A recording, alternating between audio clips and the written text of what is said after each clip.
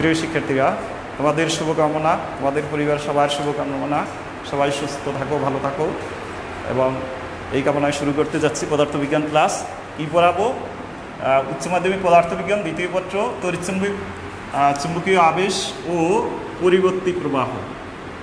পরিবর্তী প্রবাহ এই চ্যাপ্টারের গাণিতিক সমস্যাগুলি করার কথা ছিল তোমাদের সাথে। আমি গাণিতিক সমস্যাগুলো আজকে খুব শর্টভাবে করব এবং তোমরা খুব দ্রুত উত্তর দেবে। আমি এটা মুছে ফেলবো এবং আমি দেখব কে কত দ্রুত অ্যান্সার দিতে পারো, আমি সেটা দেখব। দেখো, আমি লিখব প্রথমে একটি পরিবর্তী প্রবাহের ক্ষেত্রে তড়িৎ চালক শক্তির বা প্রবাহের ক্ষেত্রে বা বিস্তার হলো 150 ভোল্ট। ঠিক আছে, 150 ভোল্ট বিস্তার। তাহলে কার্যকরী ভোল্টেজ কত? কার্যকরী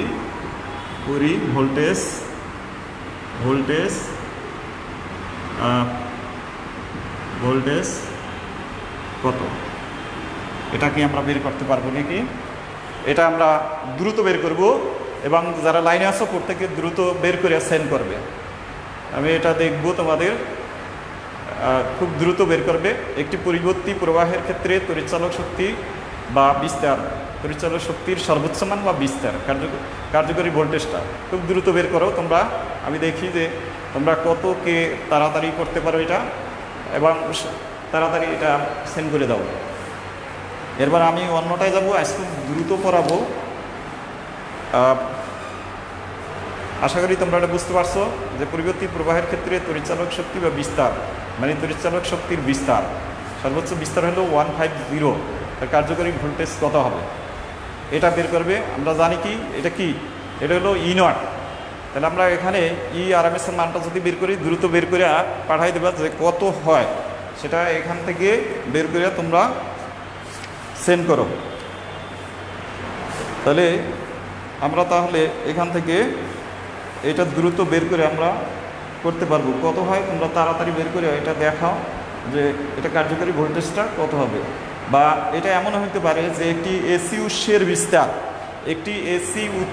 উৎসের বিস্তার, বা এটাকে তড়িৎচালক শক্তি বিস্তার বা এসি এখানে বলছি অবশ্য পরিবর্তী প্রবাহ, এসি আর দরকার নাই। তাহলে তোমরা তাড়াতাড়ি বের করে এটাকে বলো যে মানটা কত হতে পারে। তাহলে আমরা জানি RMS ইকুয়ালস টু কি জানি, E0/√2। তারপর শুধু ভাগ করে দিব, দ্রুত করে ফেলো। তাহলে আমরা পাবো কি RMS সমান কী পাবো? E0/√2। E0 এর মানটা দেওয়া আছে, শুধু মানটা বসে দ্রুত বের করে ফেলো। আমি কমান্ডসের মাধ্যমে তোমরা এটা পাঠাই দাও। আমরা দেখব যে তুমি তাড়াতাড়ি E0 এর মানটা 150 যে √2 গুণ করে তোমরা এটা পাঠাই দাও। এরপরে আমরা অন্যটা চলে যাই।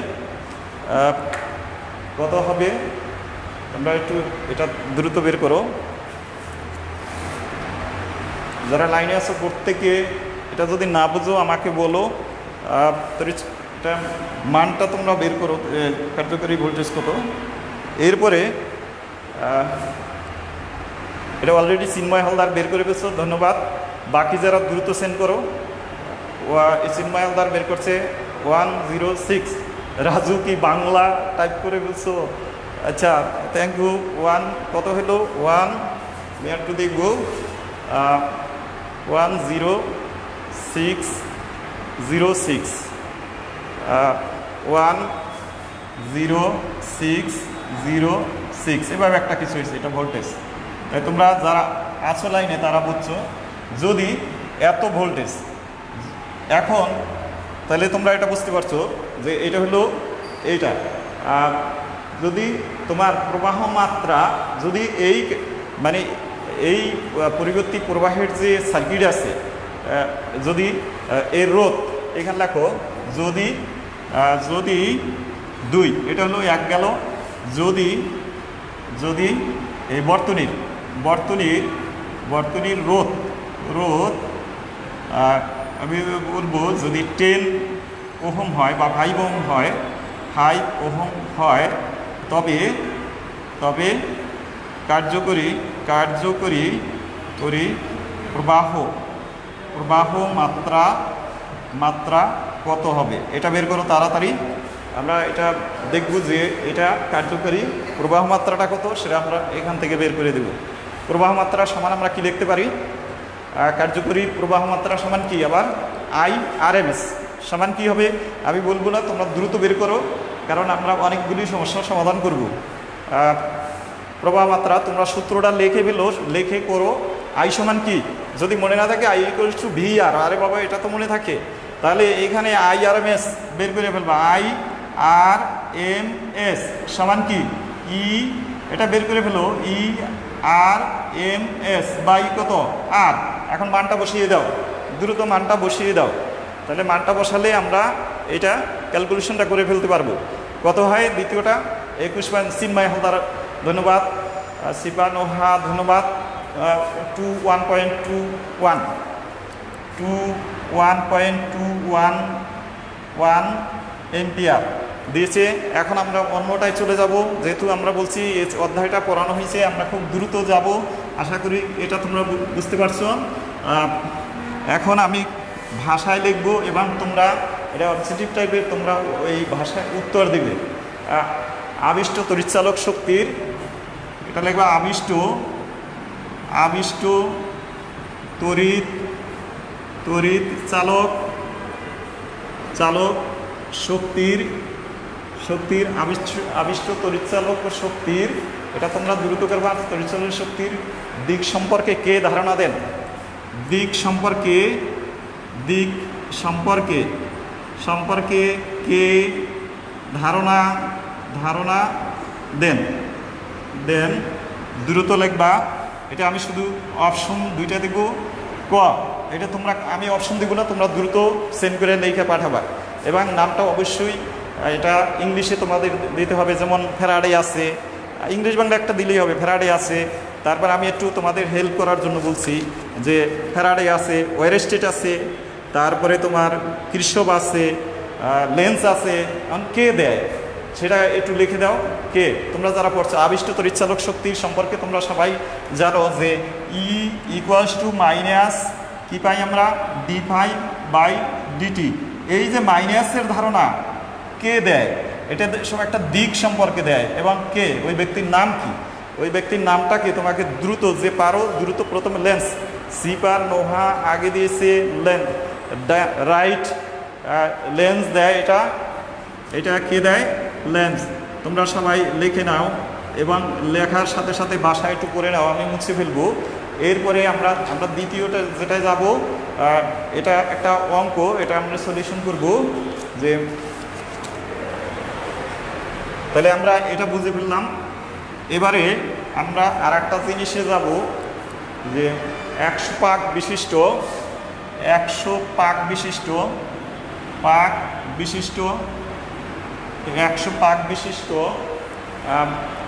কোনো কুণ্ডলীর 100 পাক বিশিষ্ট কোনো কুণ্ডলীর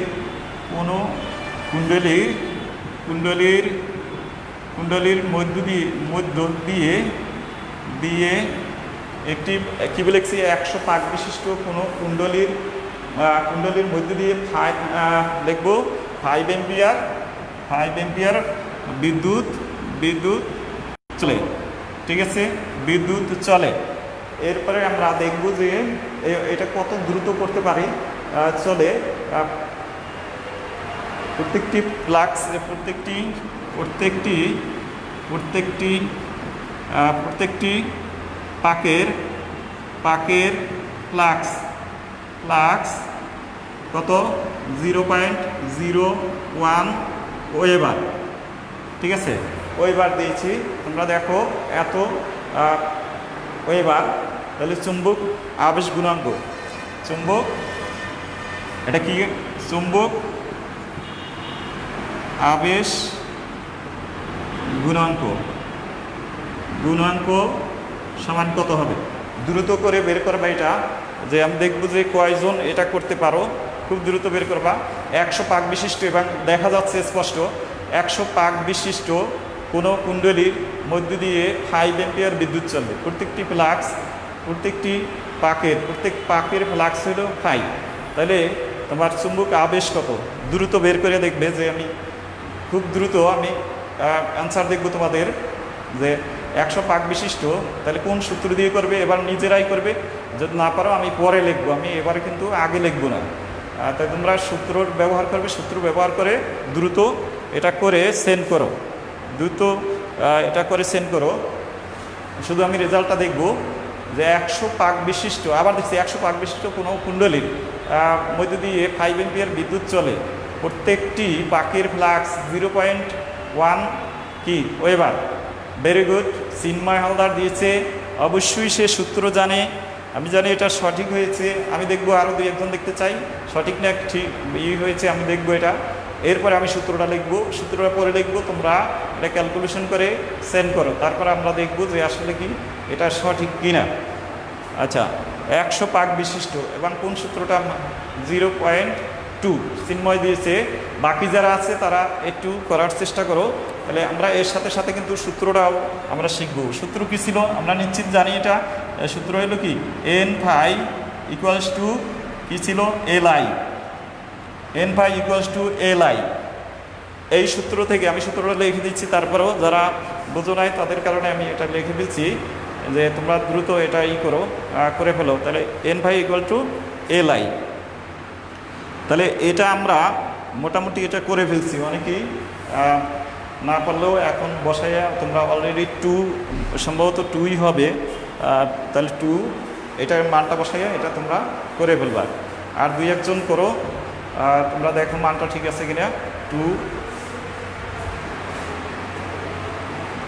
বের করে ফেলছো কিনা দেখো তোমরা। এরপরে আমি আর একটা এসে যাব। হ্যাঁ, রাজু 0.2, থ্যাংক ইউ। তাহলে আমি এটা আর করে দিচ্ছি না, কারণ এখানে শুধু বলে দিচ্ছি যে এই ফাই হলো ইনি ফাই, আর আই দেওয়া আছে, এরপরে এন পাক সংখ্যা দেওয়া আছে, এরপরে তুমি কি বের করবা, এলকে বের করবা, এর একক হলো হেনরি। আমি এটা বের করব না, তোমরা নিজেরা এটা করে ফেলবে। থ্যাংক ইউ তোমাদের। তাহলে এলটা আমরা বের করবো, এন ইকুয়ালস টু এত হেনরি। তাহলে আমি আর একটা এইখানে অন্য ইস্যু চলে যাব, যেহেতু আজকের ক্লাসগুলি সম্পূর্ণই শেষ হয়েছিল, আমি তারপরেও আবার এটা জাস্ট রিভিউ ক্লাস। আমরা আর একটা দেখব যে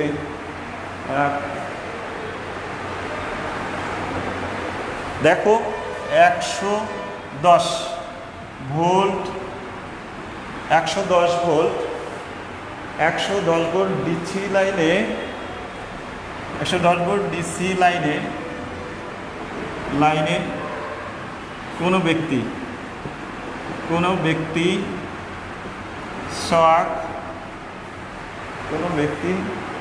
শক পেলে সে ডিসি লাইনে, ভেরি ইম্পর্টেন্ট, ডিসি লাইনে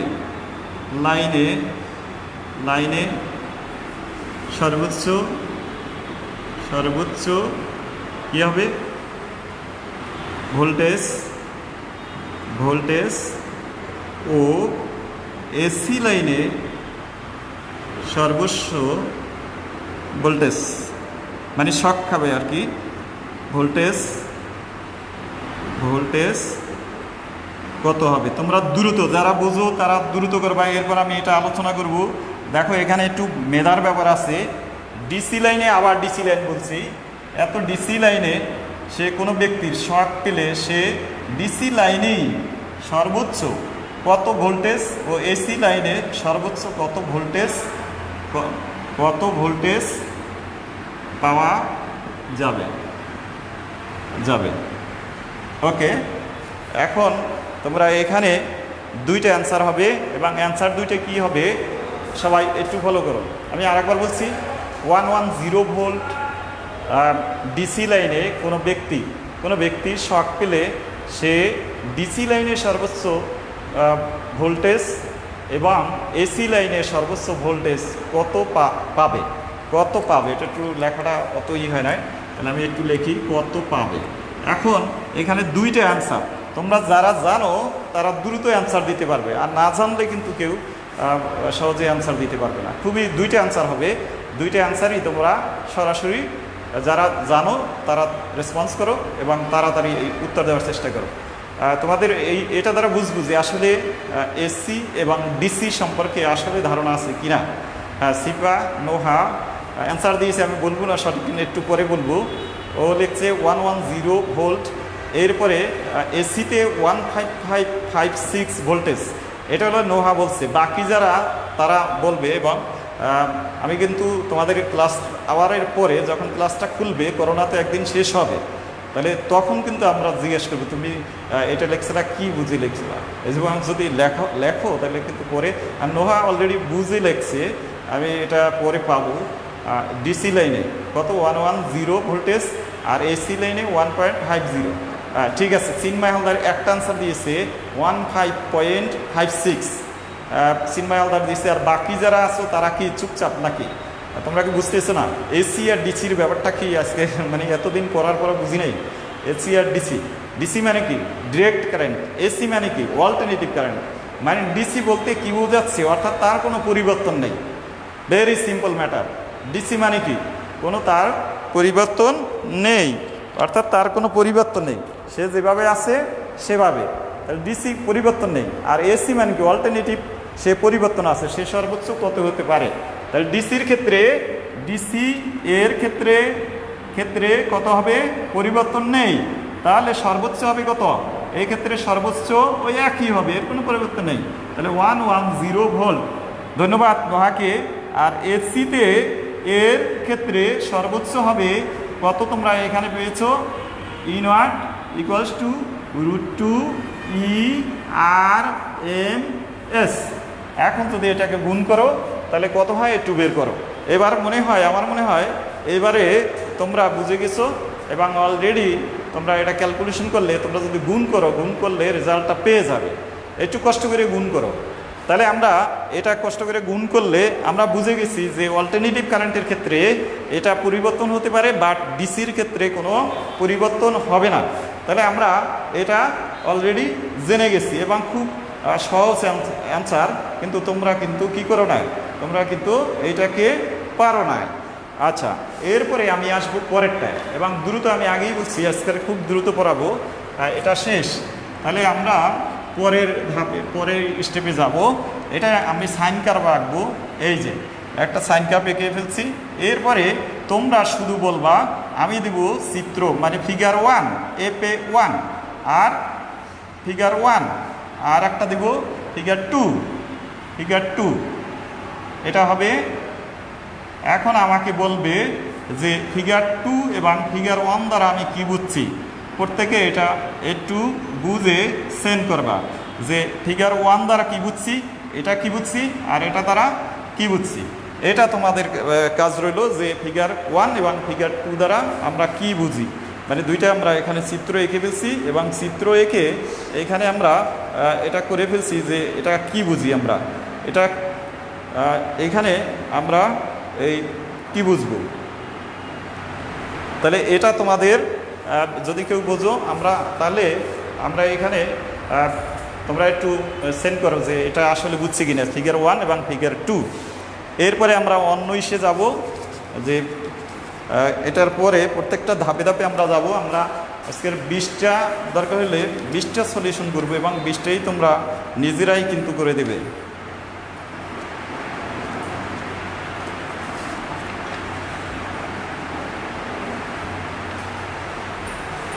আশা করি তোমরা এটা বুঝে গেছো যে এটা কোন ফিগার 1 এবং ফিগার 2, এটা কোন, মানে কোনটা এসি এবং কোনটা ডিসি। আমি তোমাদের আর একটু ইন্ডিভিজুয়াল করে দিচ্ছি যে কোনটা এসি এবং কোনটা ডিসি, দুইটাকে তোমরা ভালো করে বুঝে নাও যে ফিগার 1 এবং ফিগার 2 এসি এবং ডিসি, কোনটা এসি এবং কোনটা ডিসি, এটা একটু বুঝে নাও। বুঝে একটু বলো যে কোনটা এসি কোনটা ফিগার 1 RMS। ওকে, তারপর বলো ফিগার 1 ওয়ান RMS মানে changeable, very good. One figure তুমি ফিগার 1 দিয়েছ, এরপর ফিগার সম্ভবত 2টা তুমি দেখো নাই সিফা, তুমি একটু ভালো করে বোঝার চেষ্টা করো যে ফিগার 1 এটা তো পরিবর্তী, এটা তো জানি, আর এটা কি একই দিকে, তাহলে এটা ডিসি, এটা কি অল্টারনেটিভ এসি, আর ওটা কি আপ ডাউন হচ্ছে, আর ওটা কি হবে ডিসি হবে। এভাবে তোমরা এটাকে, তাহলে ভেরি সিম্পল ম্যাটার, বাট আমরা কিন্তু অনেক সময় এটাকে কি করি বুঝি না বা পারি না, পরীক্ষার সময় আসে। তাহলে তোমরা আরেকটি আমি এখানে দেখো I ইকুয়ালস টু 100 সাইন, আর এখানে দেব 256t, আরেকটি দেব I2 100 সাইন 56t প্লাস π/3। আমি অ্যান্সার 1 নম্বরে দেব দশা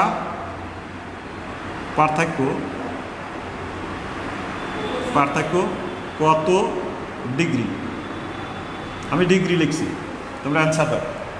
দশা পার্থক্য কত ডিগ্রি? আমরা জানি যে চিন্ময় হালদার স্পষ্ট করে দিয়েছে ওইটা, পরেরটা ডেঙ্গু। এরপরে এইটা দেখো, তাহলে এখানে কি 100 সাইন, এটা কিন্তু কোণ কত 1256t, আর নিচে হলো I2 equals to 100 sign 1256t minus এত। দশা পার্থক্য কত ডিগ্রি? খুব দ্রুত এটা পাঠাও, কত ডিগ্রি দশা পার্থক্য মানে কি আমরা জানি। দশা পার্থক্য হিসাব করে কিভাবে আমরা এটা জানি, দুইটির দশা বলতে কি বোঝাচ্ছে, অর্থাৎ তোমার অবস্থা কেমন, অবস্থা আমাদের অবস্থা মানে কোথায় আছে, তাহলে দশা মানে কি শুধু কিসের পার্থক্য 60 ডিগ্রি। আচ্ছা নোহা দিয়েছে 60 ডিগ্রি, ভেরি গুড। এরপরে সে বুঝিয়ে দিয়েছে, এরপরে দেখি কত ডিগ্রি, হ্যাঁ 60 ডিগ্রি। তারপরে বাকি যারা তাদের থেকে দেখি কত আসে, একটু দ্রুত করো, একজনে কি করবে দ্রুত করো। দশা পার্থক্য সমান কি, নোহা কিন্তু বুঝিয়ে দিয়েছে দশা পার্থক্য 60 ডিগ্রি, আমি যেহেতু ডিগ্রি বলেছি এজন্য ডিগ্রি দিচ্ছি। তাহলে দশা পার্থক্য সমান, তোমাদের দিন করে দেখাইতে হবে যদি পরীক্ষা আসে 1256 প্লাস π/2, অর্থাৎ এই দশা মাইনাস এই দশা ইকুয়ালস টু 1256 256t, তাহলে এটা আসলো এইটা t মাইনাস π/3। ওকে, কত থাকে π/3। আচ্ছা তোমরা এটা কি করবে, দুইটাই আমি এটা দুইটাই দিয়েছি, এটা শুধু হবে একটা। এই তাহলে এই দ্বিতীয়টা থেকে এই দশা বিয়োগ করলা, অর্থাৎ কোণ বিয়োগ করলা π/2, আর তোমরা জানো 1/3 ইকুয়ালস টু, তার নোহার অ্যান্সার সঠিক কত 60 ডিগ্রি। তোমরা এইটাকে খুব দ্রুত বেগে দিতে পারলা না, তাহলে 60 ডিগ্রি তোমরা আশা করি বুঝে গেছো যে আমরা এটা 60 ডিগ্রি নোহা কীভাবে করেছি। আচ্ছা তাহলে আমরা দশা পার্থক্য এটা পেয়ে গেলাম। এখন ভেরি সিম্পল কোশ্চেন বলবো যে এই দ্বিতীয় I2 যখন যাত্রা শুরু করছো প্রাথমিক অবস্থায় তার দশা কত ছিল, প্রাথমিক অবস্থায় তার দশা কত হবে, প্রাথমিক অবস্থায় তার দশা কত হবে, প্রাথমিক অবস্থায় তার দশা কত হবে I2, এটা আমরা প্রাথমিক অবস্থায় তার দশা কত হবে দেখি কয়জন করতে পারো। প্রাথমিক অবস্থায় তার দশা কত হবে, তাহলে আমরা এখান থেকে এটা বের করব, বা প্রাথমিক অবস্থায় তার দশা কত হবে সেটা বের করবো। আরেকটা হলো প্রাথমিক অবস্থায় তোমরা আরেকটা জিনিস বের করতে, মানে প্রাথমিক অবস্থা কত হবে তোমরা দেখো এখানে দশা প্রাথমিক মানে টাইম কত, টাইম মানে 0, টাইম t0, প্রাথমিক অবস্থায় টাইম কি হয় 0। তাহলে তোমরা এখান থেকে এটা বের করো, প্রাথমিক অবস্থায় দশা কত হবে, দ্রুত বের করো, প্রাথমিক অবস্থায় দশা কত হবে।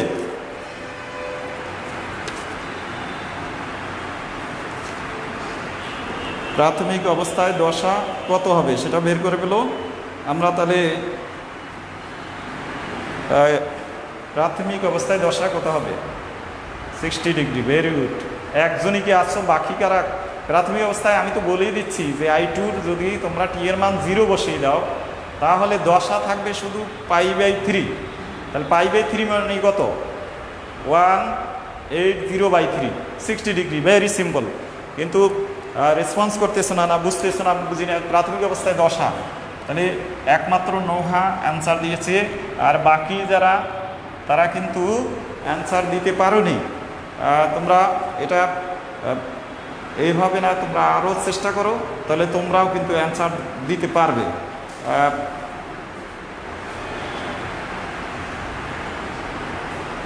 কোনো পরিবর্তী প্রবাহের ক্ষেত্রে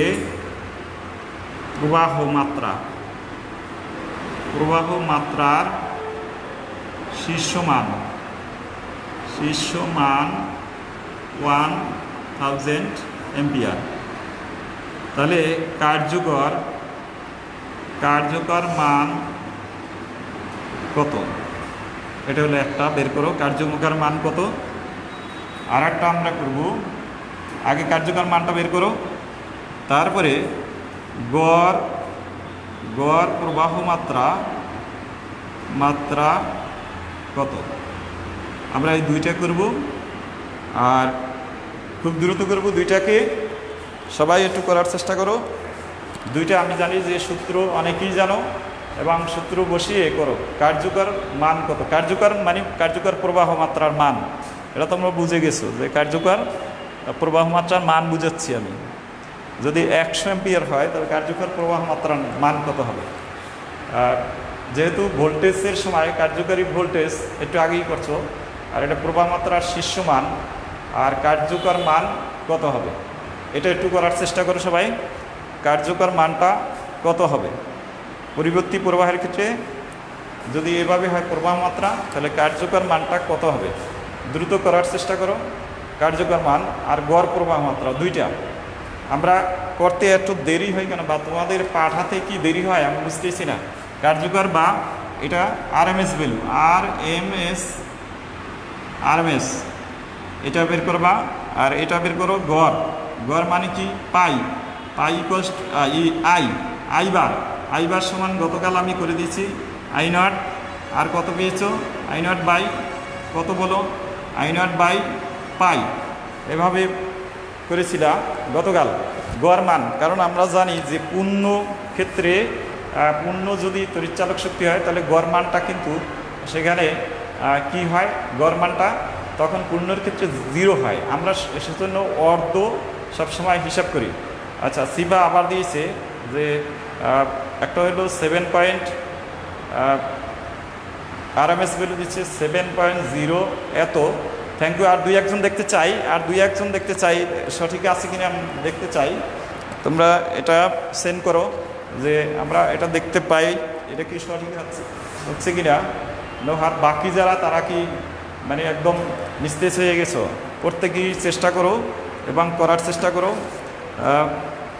সিপাই আনসার দিয়েছে দুইটা, আমরা এটা দেখব যে চিন্ময় একটা দিয়েছে 7, আমি লিখে ফেলি, এটাকে আনসার দিয়েছে 70.71।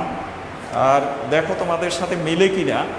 আর এই অ্যাভারেজ দিয়েছে 63 তারপরে কত দিয়েছে আমরা একটু দেখি, 63.66। এরপরে আমরা এটাকে আমরা একটু দেখব যে আসলে সঠিক আছে কিনা। আমরা এটা লিখব,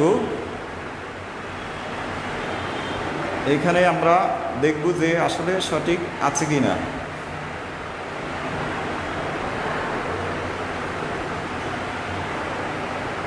এরপরে আমরা এটাকে আমরা দেখব যে ঠিক আছে কিনা। আর একটা কি, হ্যাঁ চিন্ময় পরে ওটাও দিয়েছে, দুইটা আনসারই সঠিক দিয়েছে। তাহলে আমরা পরেরটায় চলে যাব। তাহলে এটা আশা করি তোমরা বুঝছো, অলরেডি এখানে সূত্র দেওয়া আছে। এরপরে আমি লাস্ট দিকে, এরপরে আমি যাব, দেখো আমরা পরের ইসে যাব, পারস্পরিক আবেশ এবং আবেশ গুণাঙ্ক এবং স্বকীয় আবেশ গুণাঙ্কের এককটা কি হবে তোমরা একটু লিখে পাঠাও। পারস্পরিক আবেশ গুণাঙ্ক এবং স্বকীয় আবেশ গুণাঙ্ক দুইটার একক কি একই না ভিন্ন? এটা একটু দেখো। পারস্পরিক আবেশ গুণাঙ্ক আর স্বকীয় আবেশ গুণাঙ্ক এটা দুইটা কি পরস্পর এক হবে না ভিন্ন হবে? আমরা এটা একটু জানতে চাই।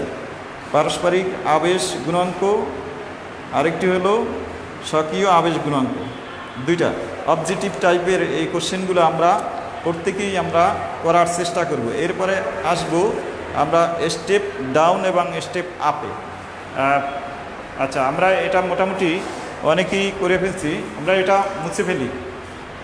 মোছার পরে তোমাদের যদি এর ভিতরে বোঝার কিছু থাকে তাহলে তোমরা অবশ্যই কমেন্টসের মাধ্যমে আমাকে জানাও যে এই অধ্যায় আমি এই জিনিসটা একটু কম বুঝতেছি, আর তাহলে আমি চেষ্টা করব তোমাদেরকে বুঝিয়ে দেওয়ার চেষ্টা করব।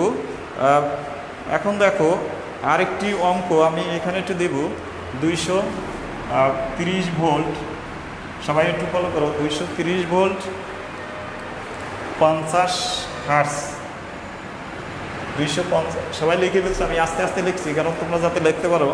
হার্টজ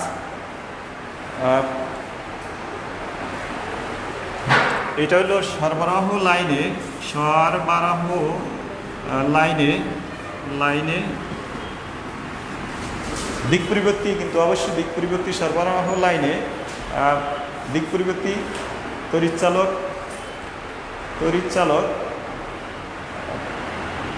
বলের লাইনে আছে এইটা।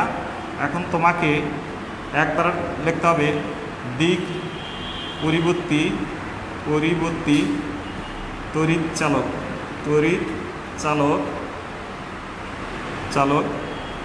বলের সমীকরণ। এই সমীকরণটা একটু লেখো, কুইক তাড়াতাড়ি তৈরি করো সমীকরণটা। তোমরা প্রথমে কি বের করতে হবে? আমরা সমীকরণটা কিন্তু জানি। প্রথমে আমরা এই সমীকরণটা তৈরি করার জন্য কি কি করতে হবে সেগুলো আমাদের বিবেচনায় নিয়ে আসতে হবে। প্রথমে দেখো এখানে কি আছে, সর্বোচ্চ মান দেওয়া আছে, অর্থাৎ এটা গড়, রুট মিন স্কোয়ার দেওয়া আছে, RMS দেওয়া আছে। এখানে দেখো কি এটাকে সলিউশন করবো 1 নম্বর, এটা দিয়ে অনেকগুলি করব, এই জন্য আমি এটা লিখছি RMS কি দেওয়া আছে দেখো, RMS দেওয়া আছে 230, ওকে, এত ভোল্ট। তাহলে তোমাকে বের করতে হবে E নট সমান কি জানো, √2 ইন্টু RMS। তাহলে এটা তুমি বের করো কত হয়, একটু দ্রুত সেন্ড করো, গুণটা করে হেল্প করো। তাহলে এটা কি হবে একটু বের করো, এটা মানটা কত হবে, কারণ আমরা সমীকরণটা তো জানি, সমীকরণটা মনে মনে দিক পরিবর্তী পরিচালক সমীকরণটা আমাদের অন্তরে থাকবে। অন্তরে রাখলাম, অন্তরে হলো E = sin ωt, এটা আমার অন্তরে থাকবে। আর বাহিরে আমরা এগুলি অ্যাপ্লাই করব। প্রথমে E নট পেয়েছি, কিন্তু পাবো না, E নট পেয়েছি। এখন টার্গেট হলো ওমেগা। এখন ওমেগা কত আছে এখানে দেখো, হার্টজ দেওয়া আছে। তাহলে আমরা এখানে ওমেগা সমান আমরা কি জানি, ওমেগা সমান 2πf, এর মানটা দেওয়া আছে, কত দেওয়া আছে আমরা এটা বের করব, 2πf এর মান কত 50। তাহলে আমরা এখানে পাই কত, এত, এটার একক তোমরা জানো রেডিয়ান পার সেকেন্ড। তাহলে কত হয় দেখো, ক্যালকুলেশন করো, এটাও ক্যালকুলেশন করো আর এটাও ক্যালকুলেশন করো, তাহলে সমীকরণটা আমরা বের করতে পারবো। তখন একে বসিয়ে দেবো, তখন সমীকরণটা বের করতে পারবো। নোহা কিন্তু অলরেডি কমপ্লিট করে ফেলছে। এখন দেখবো যে তোমরা আসলে কি এটা বুঝে করছো না বুঝে করছো। নোহা অলরেডি কমপ্লিট করে ফেলছে, 3 পয়েন্ট অলরেডি শিফা করে ফেলছে। অনিমা 3 পয়েন্ট, উপরেরটা লেখছো ঠিক আছে, 32526, ভেরি গুড, 325.26 একক কী হবে, এত ভোল্ট। এটা অলরেডি অনিমাও করছে, অনেকেই করে ফেলছো, থ্যাংক ইউ। তাহলে এত ভোল্ট বের করে ফেলছো। তারপর নিচে এটা দেখবো, এটা কত বের করছো, আমাদের এটা দেখতে হবে যে এইটা তোমরা বুঝছো কিনা, এটা কত বের করো, গুণ করো। তাহলে আমরা এটাকে গুণ করলে কত হবে দেখো তো, এটা যদি গুণ করি তাহলে আমরা কত পাবো। সিবা কিন্তু অলরেডি করে ফেলছে, আর বাকি যারা তারা করার চেষ্টা করো। এটা কত হবে 50, এরপরে গুণ করবে 2 পাই 100, কত হবে দেখো। এটাকে যদি আমরা করি 100 3 গুণ করো 314 সম্ভবত এত রেডিয়ান পার সেকেন্ড, মানে ওটা আরও আছে 6 ব্যান্ড। তাহলে এই যে এইটাকে লিখব, এইটাকে আমরা লিখব কি, আমরা জানি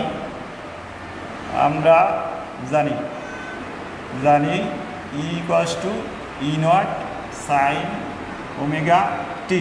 এখন মানটা বসাই দেব, ই নট কত, সুতরাং ই সমান ই নট কত পেয়েছি তোমরা বের করছো নিজেরাই, 325.26 সাইন ওমেগা বের করে ফেলছো 314 টি।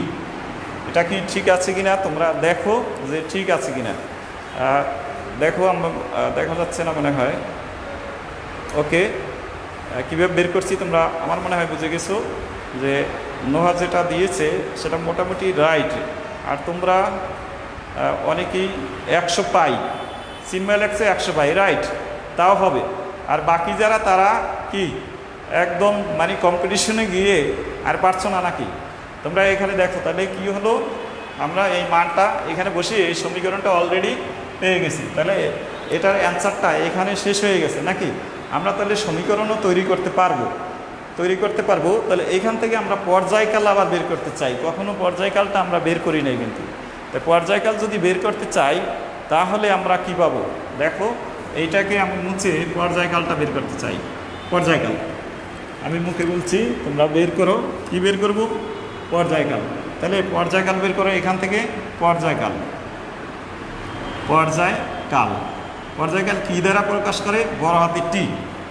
এবারে টিটা বের করো, যে বড় হাতে টি দিয়ে বের করো, দেখো কত হয়। পর্যায়কালটা যদি বের করো তাহলে কত পাবো, টি সমান কী হবে তোমরা অনেকেই জানো, খুব সহজ। এই যে 50 হার্টজ, তাহলে আমরা পাই 1/, কী হবে 1/50। 1/50 যদি বসাই মানে 1/f জানি এটা, তারপরে জাস্ট মানটা বড় চাষে দিবা কত হয় 50, এরপরে যা হয় তত কি হবে, তত সেকেন্ড। এটা দ্রুত করে ফেলো তোমরা। ক্যালকুলেটর একদম ধরো না, আমি বুঝতে পারছি যে ক্যালকুলেটর ধরো না, এজন্য এই অবস্থা হয়েছে।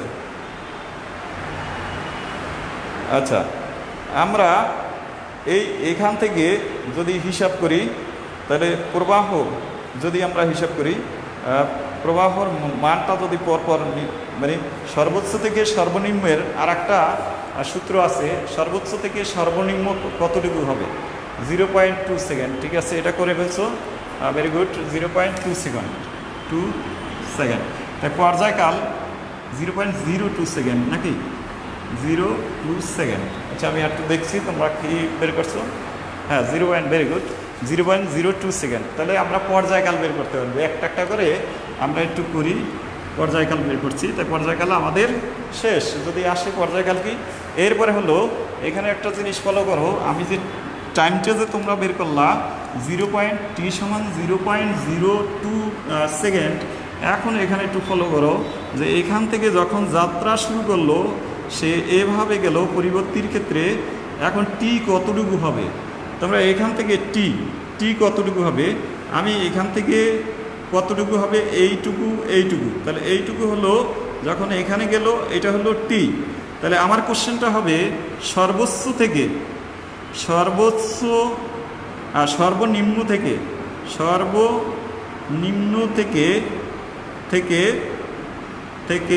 সর্বোচ্চ স্থানে তড়িৎ প্রবাহ হইতে পারে বা তড়িৎ চালক শক্তি হতে পারে। তরঙ্গ, আমি তরঙ্গ লিখব,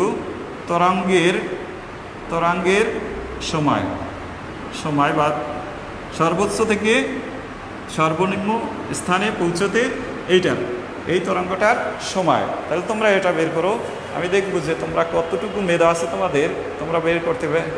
এই যে এলিনা, এর নামটা সঠিক করে লেখো। আমি কিন্তু তোমার নাম জানছি না, যার কারণে আমি বুঝতে পারছি না আর কি।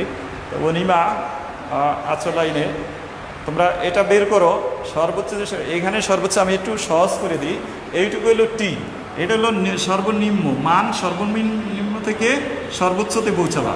তাহলে সর্বোচ্চতে পৌঁছাতে তরঙ্গের সময় কত, এই থেকে কোথায় এইখানে, তাহলে সময়টা দেখো এখন ওটা সময় টি অলরেডি পেয়ে গেছে এইটুকু।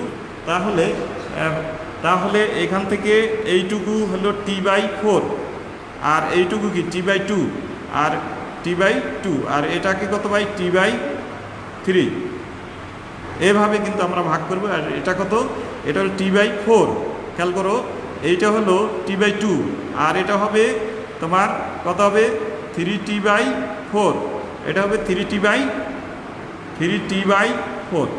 তাহলে আর এইটা হলো টি, এটা মনে রাখবা, এটা হলো এই থেকে সর্বোচ্চ থেকে সর্বনিম্ন পৌঁছাতে। তাহলে টি ইকুয়ালস টু আমরা কত পাই, হ্যাঁ সময় টি সমান কত পাবো সর্বোচ্চতে T/4, তাহলে 0.02/4, যত হয় তত সেকেন্ড হবে। তোমরা আসলে বুঝতে পারছো কি না যে সর্বোচ্চ সর্বনিম্ন মিলি সেকেন্ড, সিপা শুধু লেখছে 0.0 মিলি সেকেন্ড। তা আজকে তোমাদের এইটুকুই আমি শেষ করলাম। পরবর্তী ক্লাসটা হবে আলোর উপর। আলোর তোমরা জানো 2টা চ্যাপ্টার আছে, এই 2টা চ্যাপ্টারের উপর তোমরা প্রত্যেকে থাকবে জ্যামিতিক বিদ্যা তোমাদের ক্লাস হবে। আশা করি তোমরা ওই ক্লাসটাও অংশগ্রহণ করবে। আর তোমরা যেগুলি বুঝছো না সেগুলো আমাকে এই কমেন্টসেও জানাইতে পারো, ইচ্ছে করলে মোবাইলে ফোন দিয়েও জানাইতে পারো, তাহলে আমি বুঝতে পারবো এবং ওই চ্যাপ্টারগুলি আমি ভালো করে শেষ করার চেষ্টা করব। সবাই ভালো থাকো, সুস্থ থাকো, সবাইকে ধন্যবাদ।